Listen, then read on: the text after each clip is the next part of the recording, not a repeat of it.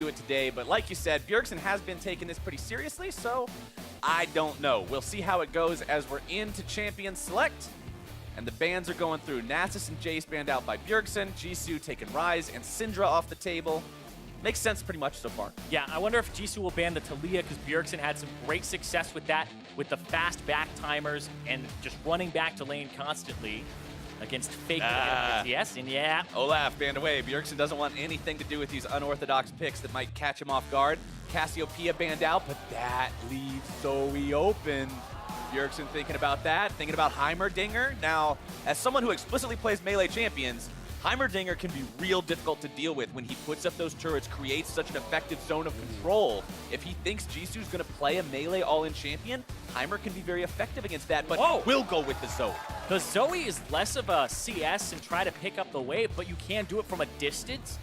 We'll see what happens here because I am really unsure about this because Taliyah was up, he could have picked it, but it seems like Zoe may be a little bit higher priority for him right here. And we talked about Bjergsen trying hard and wanting to win here, but Bjergsen is also about the showmanship. He's got the opportunity to play the Zoe. We got to see him play it in the 5v5s on day number 1. He had an awesome performance on it in Summoner's Rift. Let's see what he can do here on the Howling Abyss up against Jisu's Draven with old school Summoner spells. The Silsol special, Draven with Ignite and Heal. If you get that reference, you've been playing League of Legends for a long time. Yeah, that's way back. That's all the way thrown back, but he's going to have Heal Ignite on the Draven. He's going up against the Zoe that's got Barrier Exhaust, a very common Summoner spell duo that we've seen throughout the course of this 1 versus 1 bracket.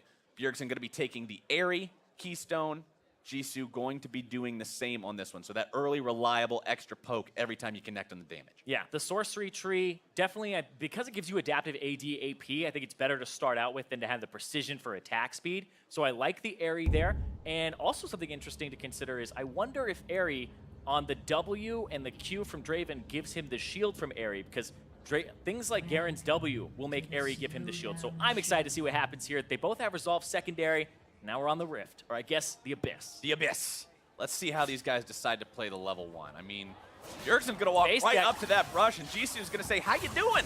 Hit him with a couple of axes. 1, 2, 3, right, one after the other. Now Bjergsen will be able to get back. I mean, they met each other there before the minions spawn. Howling Abyss 1 versus 1 isn't like Howling Abyss ARAM. You are allowed to go back and heal, shop, do whatever. I mean, if you weren't allowed to do anything until you died, it would kind of defeat the purpose, considering you die and you lose. But Bjergsen gets to go back. He'll walk out with the minion wave. No love lost. Another thing to consider here is their items that they purchased at the start, right? We've seen Longsword 3 potions, but it's Doran's Blade 1 potion for Jisu. He's going to have to control the wave and get a lot of auto attacks off. But another thing here that's interesting is you kind of give away and telegraph where you're going to go is the Draven. So you can just throw the paddle star at the little icon. Yeah, the axe marker. We'll have to see if he can manipulate that properly. You saw Bjergsen try to throw the paddle star backwards and catapult it into the melee wave at the very start there and miss a couple of them. So Jisu controlling the wave a little bit better right now. Yeah, and it takes 1 minion on the second wave to actually hit level 2. So it's going to be level 2 for Jisu, but it looks like he's mostly concerned with farming here. Yep, not going in just yet. Oh man, this is going to be so interesting because you could just throw Sleepy Trouble Bubble at the axe and kind of force him to drop one of them. Yep, you have to be able to play around those bubbles if you are Jisu. We've seen just how effective Zoe can be as long as you're hitting the bubbles. The damage potential you have is huge. Jisu still in a decent enough spot for now, but I also wonder how the itemization is going to go as we go on through this game, because we've seen some different itemization choices so far. Is he just going to go for some armor penetration? Is he going to get a Hex Drinker? There's a lot of choices we could go for. See, that's the thing is I think we've seen Serrated Dirks when I feel like there should be more Hex Drinkers against mages, so if Jisu is on point, I feel like he would go for less of the style of all-inning like he has before and more for going for the defensive options. All right, he's 19 farm compared to 16 farm, so up just a little bit in that one. Health relatively high for both players. Here, Max. Oh, going to eat a lot of damage on that one, though. Drowsy now, falling asleep. Nullifying Orb procs to protect him a little bit, but Bjergsen definitely gets the better of his opponent on that trade. Jisu still farming it up. No fear here. Pops the potion. Bjergsen drinking one of his as well. Jisu still not going to be forced back on this one. Wants to keep farming it up. The Nullifying Orb did do a little bit to protect him, but remember, Nullifying Orb, that rune in the sorcery tree that provides you sort of a mini Hex Drinker effect when you fall low, but the mini in that statement is very, very true. It is not a super strong shield. It's a small mitigation for magic damage, but it did help prevent some of the extra burst from Bjergsen. Yeah. Right now, going to land on a minion there. And we'll see what happens. You can see right there, Spell Thief is going to give Bjergsen something if he kills that minion. You have to last hit it to get the Spell Thief. Jisu trying to prevent that, but I don't know how effective that'll be. Paddle Star coming in. Is that Ignite? Let's see what it dropped. That It is is. Ignite. Bjergsen grabs an Ignite onto Jisu, drops the exhaust. Sleepy Trouble Bubble. He's asleep And in the he- last the damage doesn't Man's find not him. hot. Jisu gets out. We were talking about this guy getting away with things by the skin of his teeth. Single-digit HP. Oh, Bjergsen he even blew heal there. That's the first summoner spell. I guess the second one counting the Ignite that Bjergsen's had to blow, so no more achievement We for him. don't count the Ignite. We don't count the Ignite. That is technically Bjergsen's W. That is not a summoner spell.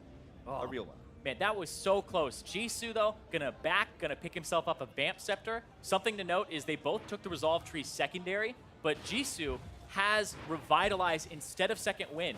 So it'll give him an overshield after he heals over a certain amount here. So that's why he has the Vamp very early on, so he could add a little bit more HP on top of it. But I do feel like Second Wind is overall a little bit of a better mastery, or I guess a rune to have. Masteries, rest in peace. Yeah, we can't call them masteries anymore. They're all ruined. They're all reforged. Jisu back to farming up, 37 to 37. This game is close in farm, and that makes it that much more fun to watch because a lot of times you see these games end up at a point where one person has so much of a farm advantage, the other guy's forced into making bad moves. But when the farm stays close, it balances on a knife's edge. Bjergsen looking for some cheeky moves. He got a heal. He got the heal. He had the heal that was used by Jisu earlier. Now able to find Drowsy. Sleepy Trouble Bubble. Yet again, your Paddle Star finds its mark. Bjergsen looking for maybe a little bit more Paddle Star for the first blood.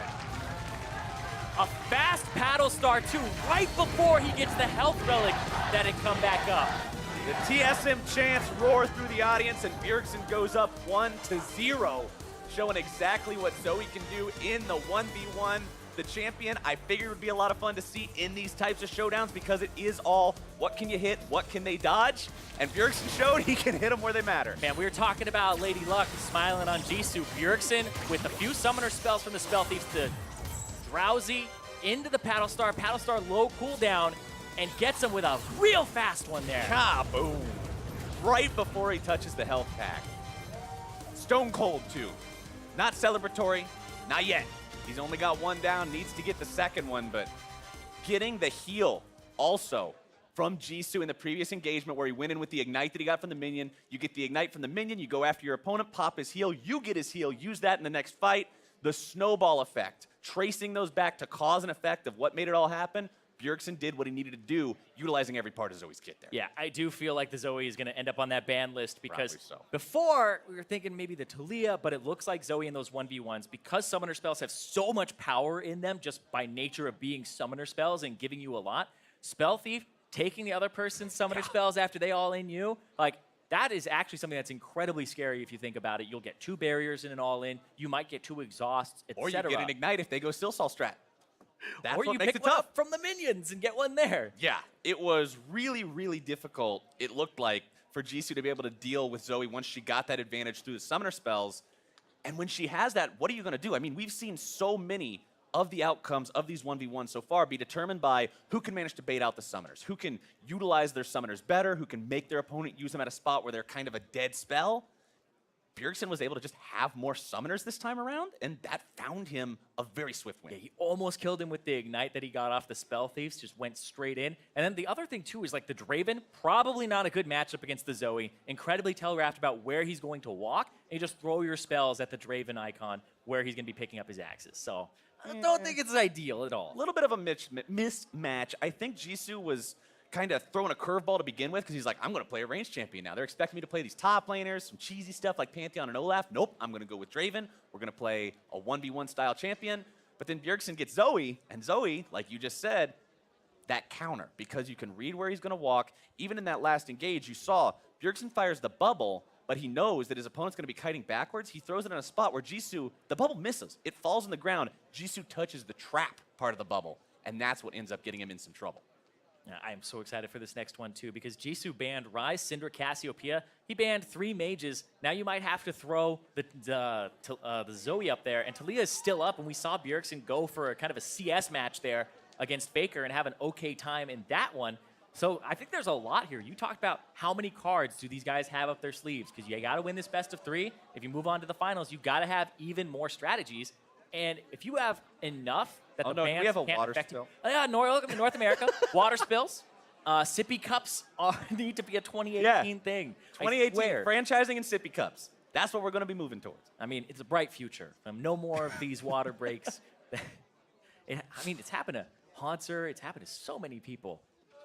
Maybe it's a TSM thing. Maybe. We talk about them slipping up, internationally. Not like that, though. But yes, Bjergsen, kind of the last hope. Speaking of North America, the last hope for North America, last hope for the last Western player remaining in the 1-versus-1 tournament at this point. Like you said already, he's a previous champion, not from last year. Current reigning champion is Uzi, but he is from 2 years ago in 2015. If he could come back and win that, that'd be pretty cool for him to do. Yeah, I'm excited because, I mean, we'll be nice, right? He's North American now, but Europe can also get on this because, I mean, right now it's not, NA versus EU or NA greater than EU or EU greater than NA. It's like, we're equal right now, guys. Let's just all get behind Bjergsen if you want a Western player to advance and still have a part of this tournament. That's kind of where, a lot of people are at right now. But let's see, number 2. The music starts, champion select begins. Let's see how they want to play this one out, as the first ban from Jisu is the Zoe. Not willing to play against that one for the 2nd time in a row. Syndra also going to be banned away. He knows this is one of Bjergsen's signature champs. Same with the Ryze. Bjergsen's ban is going to remain the same as in game number 1 so far. Let's see if he'll finish that one off with the Olaf. He will. All 3 bans copied exactly for Bjergsen. 2 out of 3 for Jisu, with the 3rd being changed to that Zoe. Bjergsen locking in Talia near instantly. Jisu thinking about the Pantheon. This is really fast in terms of the bans. I've been watching a lot of 1v1s, the ones from before, and people take their sweet time. They talk to each other. Very little talking here. This is all business right now. And Bjergsen and Jisu with the fast bans, and Jisu thinking about what he wants to do. Unbench the Kench. Jisu going to be rocking one of those melee-style champions, one of those types of things that Bjergsen specifically brought up, saying, I think my pool, I think my play style is better suited to this than his, and I'll be able to show that. What is the keystone going to be? What is the rune going to be that he's running? We talk about some phase rush Tahm Kench. Eat him, run him into the turret. And spit him out. You and I tested this. It's I remember so testing this with you a couple of weeks ago about how far can Tahm Kench actually run out, use phase rush, gobble you up, and still get you back under the turret in time. Yeah, I feel like you need Swifty boots to do it, though, and about level 6, since phase rush, I believe, scales with your level in terms of the movement speed that it gives you. So we'll see what he's running, though, but I'm so excited for this. The first Tahm Kench, the 1v1. All right, let's see what he's doing. It's phase rush with Ghost. So he's ready.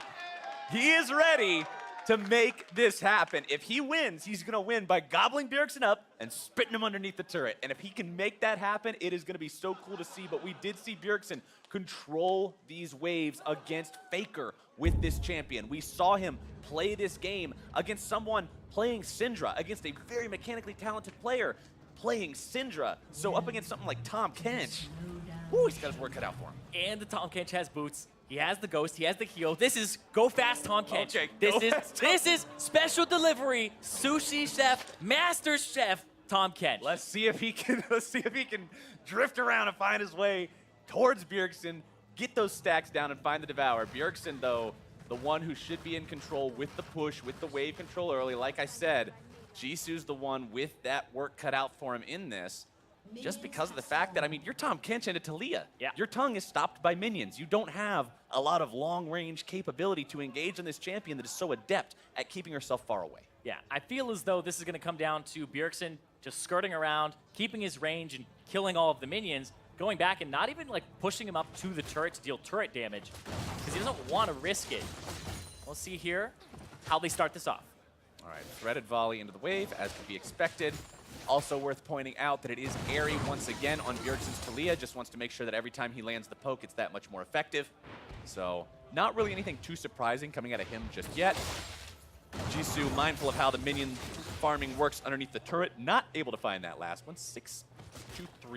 right now. So Bjergsen is in the spot that you're going to see him in for most of the game. I think if Jisu is able to find his all-in, it's going to be a case of sort of what you were describing earlier, where he kind of gets to level 6, he gets swiftness boots, and then he goes for the all-in then. The early game isn't going to be fun for this Kench. Yeah, Bjergsen was talking about the cheese ball strategies. I mean, this is one that he's cooked up here. Jisu will see if he's able to actually execute on it, because I feel like it's one that the condition is pretty narrow. The enemy, if they're thinking about your win condition, they might be able to avoid it completely. Now, Bjergsen's going to back and use Talia passive, where he just runs against walls and structures and gets back very quickly without missing much in terms of CS. Because he knows the cannon waves underneath the enemy turret, it's going to take that much more time for it to clear out. He's got enough time to get back to the wave without missing much at all. Yep. Another Dorian's ring picked up, more potions picked up. He's in the spot he wants to be. Yeah, and let's talk about his runes right here, because he has Biscuit Delivery and he has Futures Market. So Bjergsen, taking the advice of kind of Azale yesterday, talking about how good Futures Market is, and you can buy so many potions, and he's done that for himself right now. Getting those extra potions early on. Remember, this is a 1 versus 1 that's played, from level 1. You only have the money at the start. This isn't ARAM rules where you're starting off really far ahead and you've got 1,300 gold to spend as soon as you load into the game. Yeah, no level 3 start. Right, so you have to play around the same types of things you would play around if you were laning early on in Summoner's Rift. And having an extra 200 gold to spend at the start through Futures Market can be huge. The amount of potions, some players might remember the good old times of 9 potion start, which, by the way, was not actually good. It was not fun to play against because the person had so much sustain in lane. Red pot, though, plus Red potions pot was plus fun. potions. That was pretty silly. That was also a pretty good time. Bjergsen will continue to push the waves out, continue to control the pace of this game. And so I went back and I looked. Bjergsen actually missed 0 creeps when he went back and ran all the way. None of his minions had died. Look at that, Jisu. First item, Swifty Boots. I want that special delivery to come through. He wants it too, but he can't get anywhere near Bjergsen right now. He just keeps this wave pushed up. He throws down all these rocks all over the place, every single wave. What's a Kench got to do? And here's the thing, though, is he has to kind of only do this one time. He gets one moment, one opportunity to make this happen, because as soon as Bjergsen sees it once, you're not going to have the summoner spells or the time because of the CS to actually execute it again. So Jisu would have to do it one time, and I think he's waiting for phase rush levels to get to like 6 or 7, so he has all that movement speed. You get to 6, you ult behind them, and you go. That's the only shot you pretty much got. If you're the Tahm Kench in this one, I want to see it work. I really do, but at the same time, you also got to remember, Bjergsen has Exhaust, he has Barrier. It's not as simple as gobble him up, spit him out, and he dies. I mean, you'll have boots and you'll have phase rush. You're going to reduce the slow of the exhaust, and it wouldn't really matter too much. He's still going to be super speed Tahm Kench. I honestly hope that Jisu's able to pull this off. Well, Bjergsen's already up to 46 CS. He keeps going back pretty consistently to get more and more. Biscuits in his inventory, like you mentioned earlier, means he's going to have even more mana as he continues to lane through this. Yeah. If I'm Jisu, he's ulting behind him. He has the ghost on. To make the play. He pops the ghost already. Now looking to chase Bjergsen down. Doesn't find the tongue, and that could be the thing that separates this from being successful or not. He's going to carry him backwards. Can't get him all the way back to the turret, but he does bring him back far enough to continue to apply the damage. Exhaust going to be used. Jisu still has thick skin, looking to find the tongue. The tongue comes out. Not quite making its way just yet. There's your stun. Barrier still going to be used. Jisu can't do it. First blood to Bjergsen. And that ends this 1v1. The 2-0 for Bjergsen. The seismic shove on the Tahm Kench ultimate, the Abyssal Voyage location, pushes Jisu back and makes him lose enough distance that Bjergsen isn't pulled back into a turret. The first Q from Tahm Kench also misses in that, and the difference in health could have been what decides the outcome there. So incredibly close as you look at how Jisu tried to make it happen. Yeah, he was waiting for the level 6 for the Abyssal Voyage to get behind Bjergsen, but Bjergsen sees it coming. The seismic shove was perfect, and like you said, the first one missing. The exhaust here after the phase rush was over, and then the juke back. This comes down to 100 HP again under the turret. The W comes off cooldown now. Oh, so low for Bjergsen. So incredibly close. You can see the smile on Bjergsen's face as he realizes he will be going to the finals tomorrow. But Jisu's run ends here. And the desk was saying it, just the style that Bjergsen has been playing in terms of methodical, thinking ahead of the game, like what is he really going to do with a low risk type champion or strategy, and that forced Jisu's hand to pick something that's going to be aggressive, high risk,